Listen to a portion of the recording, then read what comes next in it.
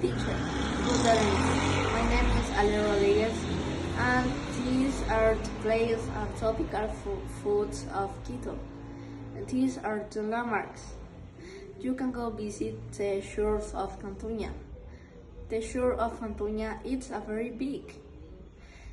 You can visit half of the world.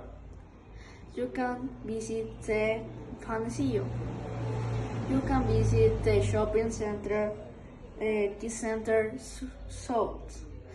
You can go visit the shopping center, El Portal. You can go visit the shopping center, the Recrec. You can eat the baked. You can eat potato locro. You can eat yapingachos. Thank you.